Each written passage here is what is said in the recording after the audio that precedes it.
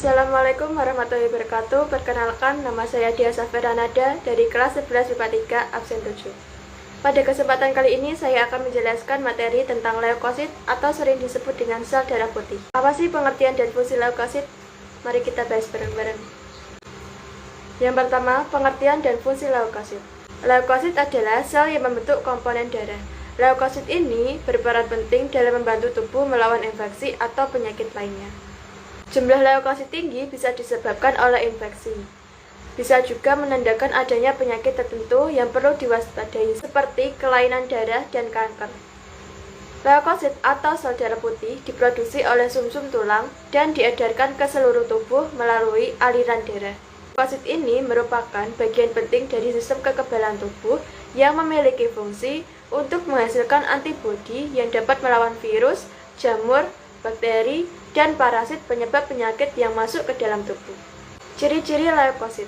Leukosit ini memiliki 5 ciri-ciri. Yang pertama, sel darah putih tidak berwarna. Yang kedua, memiliki inti sel.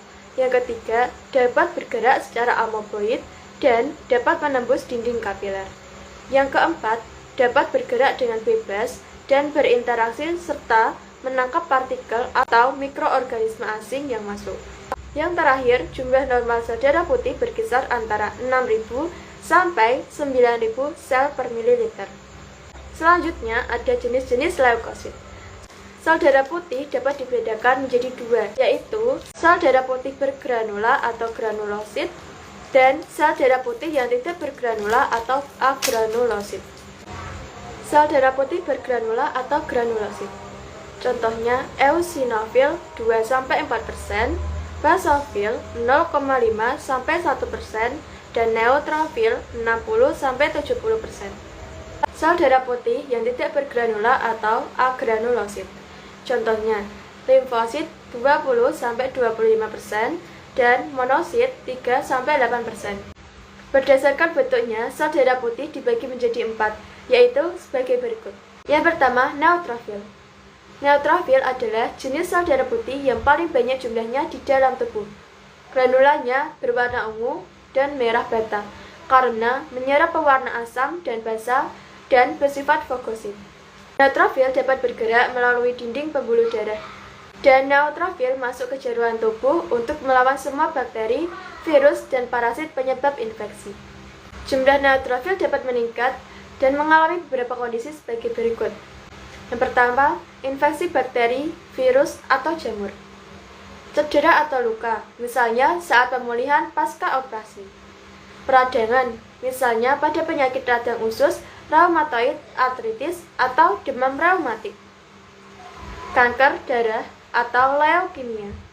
Kehamilan, terutama saat usia kandungan sudah mencapai trimester terakhir atau menjelang persalinan. Stres dan olahraga berlebihan. Berikutnya ada eosinofil. Eosinofil ini mempunyai granula yang berupa bintik kemerahan karena menyerap pewarna yang bersifat asam dan bersifat fagosit. Eosinofil berfungsi untuk menghancurkan virus, bakteri, dan parasit, serta memicu munculnya respon peradangan seperti pada reaksi alergi, eksim, dan asma. Jumlah eosinofil dapat meningkat disebabkan oleh beberapa kondisi sebagai berikut, yaitu infeksi cacing, efek samping obat-obatan, sindrom hipereosinofila, penyakit selia, kanker, reaksi alergi seperti eksim atau asma, penyakit autoimun seperti lupus, penyakit Crohn, dan kolitis ulceratif. Selanjutnya ada basofil. Basofil ini mempunyai granula yang berupa bintik-bintik biru karena menyerap pewarna basa dan bersifat fagosit. Basofil berperan dalam pembentukan sel MOS. Basofil juga berperan dalam melawan parasit, cacing, menghentikan pembelahan darah, dan menghasilkan reaksi alergi. Jumlah basofil tinggi dapat disebabkan oleh hipotiroidisme, penyakit mieloproliferatif, yaitu penyakit pada sumsum tulang, peradangan kronis seperti pada reumatoid, artritis, dan kolitis ulceratif, leukemia, dan yang terakhir pemulihan dari operasi pengangkatan limpa atau splenektomi. Monosit. Monosit ini memiliki inti sel yang besar serta berbentuk bulat atau panjang. Sitoplasmanya banyak, berwarna biru, bergerak cepat, dan bersifat fagosit. Monosit berfungsi untuk melindungi tubuh dengan cara endositosis. Monosit berperan dalam menangkap bakteri, parasit, dan jamur yang masuk ke dalam tubuh. Jumlah monosit tinggi disebabkan oleh infeksi virus, misalnya campak, gondongan, dan mononucleosis. Infeksi bakteri seperti tuberkulosis, brucellosis, dan sipilis. Endokarditis, leukemia, penyakit Hodgkin, peredaran kronis seperti lupus, vaskulitis, dan rheumatoid arthritis. Terakhir ada limfosit. Limfosit ini berinti satu, besar, bulat, sitoplasmanya sedikit, berwarna jernih, dan tidak dapat bergerak bebas. Limfosit berperan dalam pembentukan antibodi. Jenis limfosit ada dua, yaitu limfosit sel B yang bertugas untuk menghasilkan antibodi, dan limfosit sel T berperan dalam mengenali dan menangkap organisme atau benda asing dalam tubuh. Jumlah limfosit tinggi disebabkan oleh beberapa hal, yaitu infeksi virus seperti campak, cacar, herpes, rubella, dan lain-lain. Infeksi bakteri seperti batuk rejan atau pertusis, dan tuberkulosis. Kanker seperti multiple myeloma, leukemia, dan limfoma. Demam kelenjar atau mononucleosis, dan yang terakhir hepatitis akibat infeksi virus atau bakteri. Jumlah leukosit normal. Bayi yang baru lahir umumnya memiliki jumlah leukosit antara 9.000 sampai 30.000 per mikroliter. Jumlah leukosit ini akan berubah seiring dengan bertambahnya usia, hingga hanya menjadi 5.000 sampai 10.000 mikroliter saat dewasa. Pada orang dewasa, jumlah sel darah putih atau leukosit dikatakan tinggi apabila mencapai lebih dari 11.000 mikroliter darah. Selanjutnya, ada penyebab sel darah putih meningkat. Kelebihan sel darah putih dalam tubuh bisa menjadi tanda adanya ketidakseimbangan dan gangguan yang terjadi.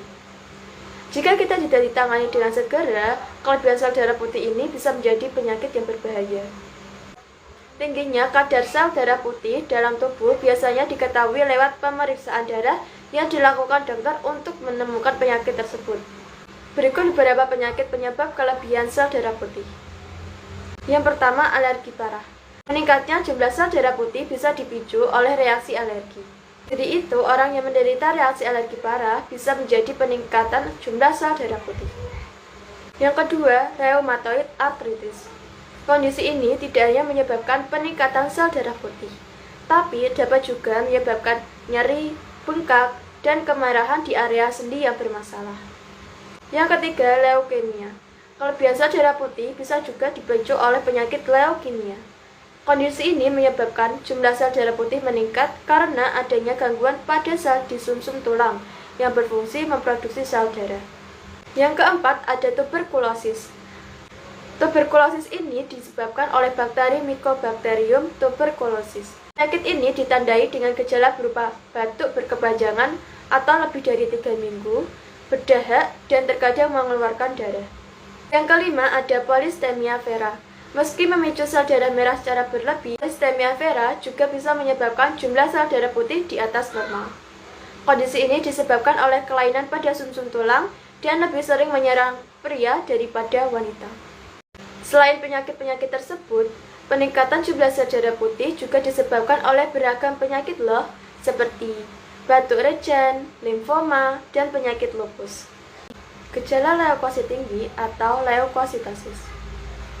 Leukosit tinggi atau leukositosis tidak selalu menimbulkan gejala, namun orang yang mengalami leukosit tinggi bisa mengalami beberapa tanda-tanda sebagai berikut, yaitu demam, perdarahan atau mudah memar, tubuh terasa mudah lelah dan lemas, pusing atau sakit kepala, lengan, kaki, atau perut terasa sakit atau kesemutan, sulit bernafas, berkonsentrasi atau pandangan terganggu, berat badan turun tanpa sebab, tidak nafsu makan, dan yang terakhir, pembengkakan kelenjar getah bening.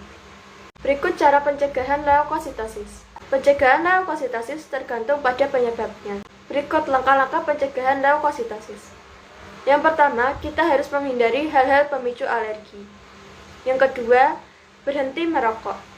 Yang ketiga, kita harus menerapkan pola pikir hidup bersih dan sehat untuk mencegah infeksi.